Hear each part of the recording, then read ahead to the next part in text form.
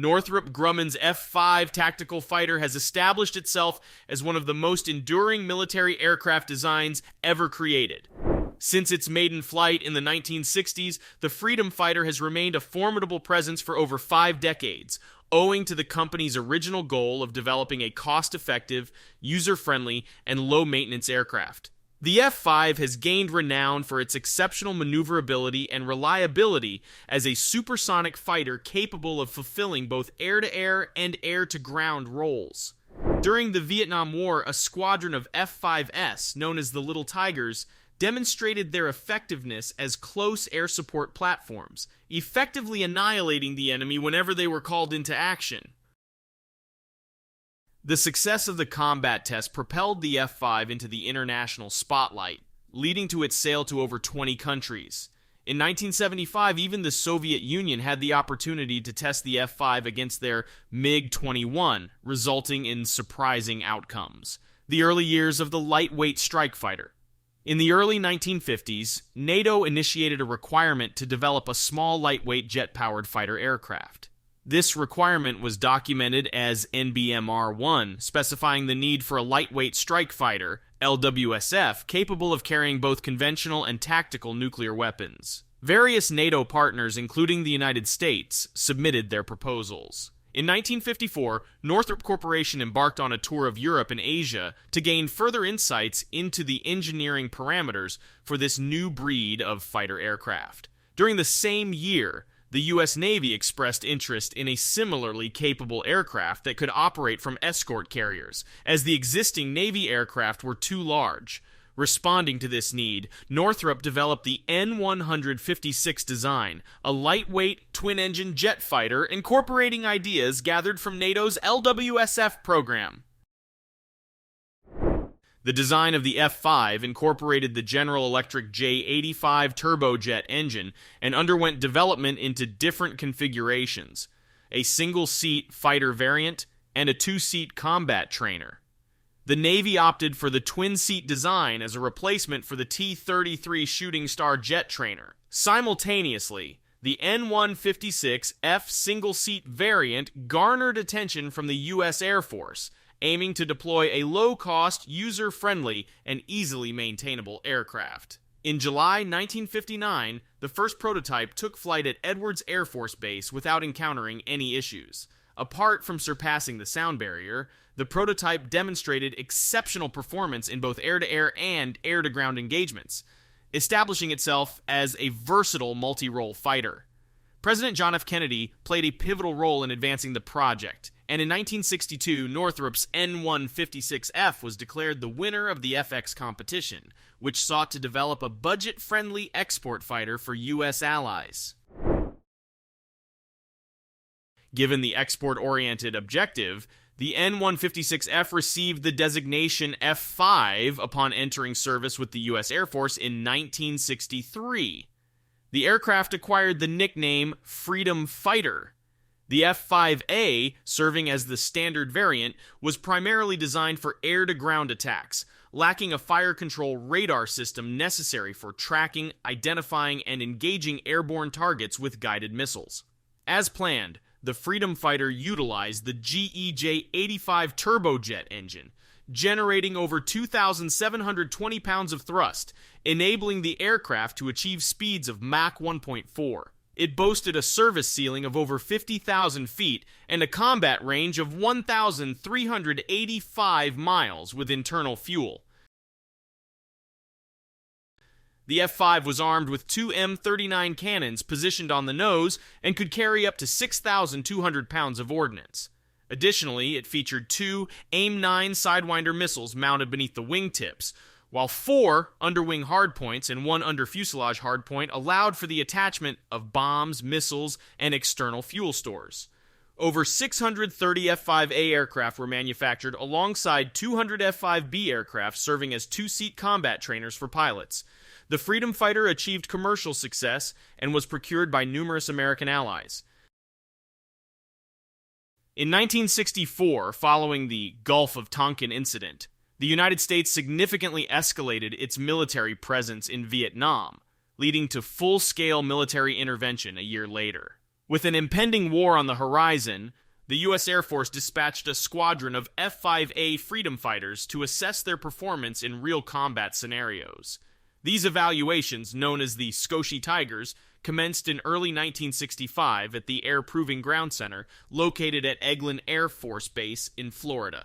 Project Sparrowhawk served as the code name for a series of tests conducted to assess the combat capabilities of the aircraft. The F-5 pilots and ground support personnel underwent rigorous training to effectively handle and maintain the aircraft within the tropical landscapes of South Vietnam. Despite the extensive preparations, one of the F-5S was lost during testing due to pilot error. Following the operational tests, the F-5A and F-5B underwent several enhancements.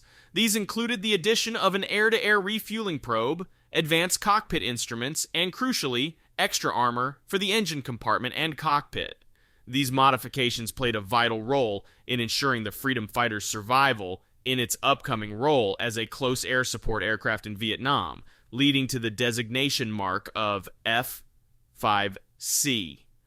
Once the crews were deemed ready, the squadron of freedom fighters was deployed to Indochina in October 1965 for evaluation in live combat operations. The Vietnam War Combat Tour was named Project Scotia Tiger, derived from the Japanese term for Little Tiger. 12 aircraft were integrated into the 3rd Tactical Fighter Squadron, operating from Da Nang Air Base to conduct missions over Laos, Cambodia, and Bien Hoa in support of Allied ground forces in South Vietnam. Additional Freedom Tigers would join the operations in the following weeks. Flying over Vietnam for a period exceeding 6 months, the squadron known as the Little Tigers executed over 2,600 sorties, primarily engaging in close air support, CAS missions. Their objective was to weaken enemy forces and prevent the Viet Cong guerrillas from overpowering American and South Vietnamese units. The Little Tigers employed various tactics, including bomb drops, rocket launches, and napalm strikes that devastated vast stretches of the jungle. Their targets included critical infrastructure such as bridges, roads, barracks, and compounds vital to the communist war effort. During the course of combat operations, the Little Tigers fired more than 1.5 million rounds of 20mm ammunition from their cannons. Overall, the sorties conducted by the 3rd Tactical Fighter Squadron were considered successful, affirming the F-5's effectiveness in both air-to-air and air-to-ground roles. The aircraft's small size and ability to fly at high speeds and low altitudes made it a challenging target for North Vietnamese anti-aircraft batteries, accustomed to engaging larger and slower fixed-wing aircraft.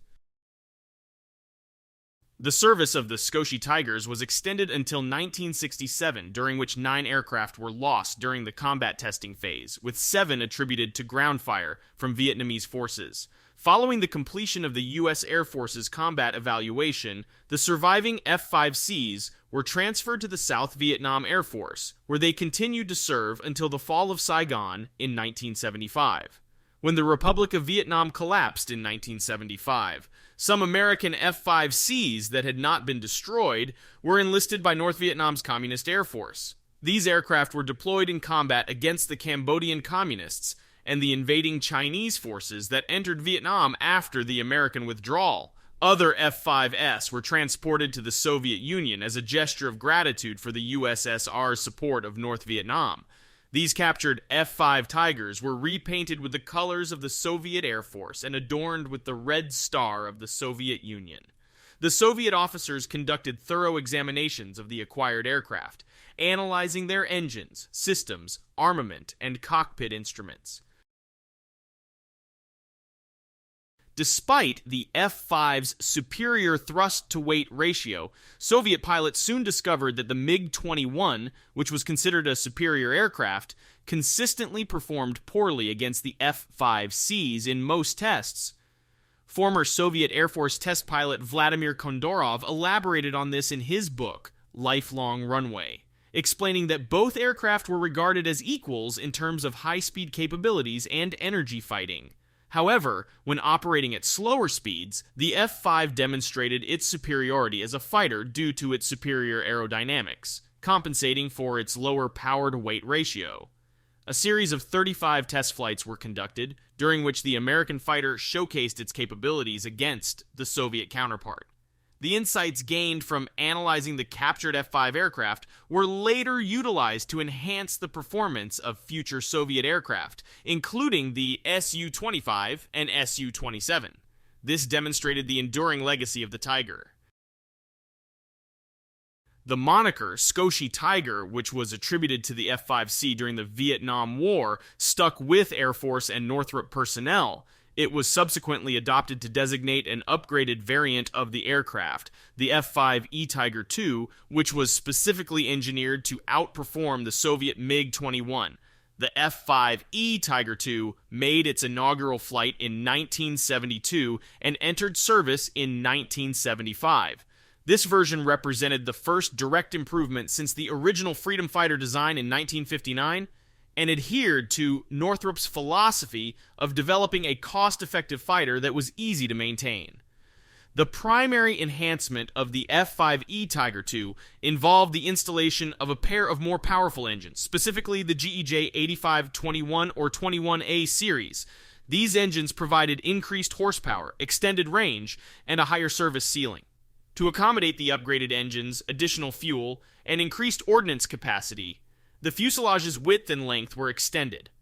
Furthermore, the wings were fitted with enlarged leading-edge extensions to enhance versatility and improve aerodynamic performance.